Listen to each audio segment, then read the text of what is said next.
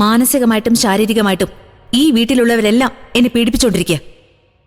1-ാം പ്രതി പ്രേമ, 2-ാം പ്രതി സിദ്ധു, 3-ാം പ്രതി അമൃതൻ, 4-ാം പ്രതി അച്ഛൻ. ഞങ്ങൾ ചെയ്ത കുറ്റം എന്താണെന്ന് കൂടെ പറ. അതൊക്കെ സ്റ്റേഷനിൽ ചെന്നിട്ട് പറയാം.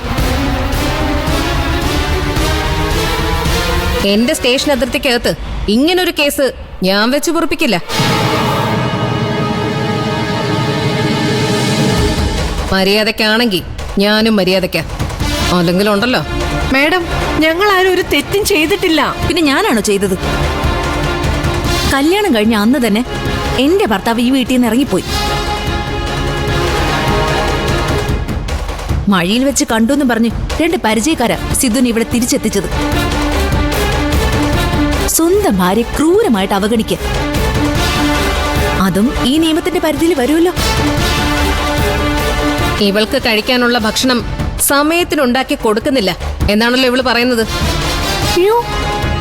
ഞാനോ? പിന്നെ ഞാനാണോ? ചോദിച്ചപ്പോ മാത്രമാണ് ഭക്ഷണം തരുന്നത്, അതും അപമാനിച്ചുകൊണ്ട്. നവവധുവിനെ പട്ടിണി കിട്ടും, അതും ഇതിന്റെ കീഴിൽ വരുന്നതല്ലേ.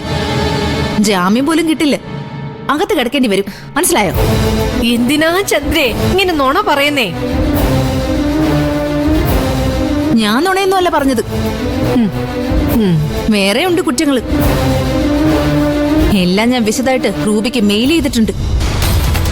പരാതി കിട്ടിക്കഴിഞ്ഞു. ഇനി എനിക്ക് എന്ത് ആക്ഷൻ വേണമെങ്കിലും സ്വീകരിക്കാം. സിദ്ധുവിടെ?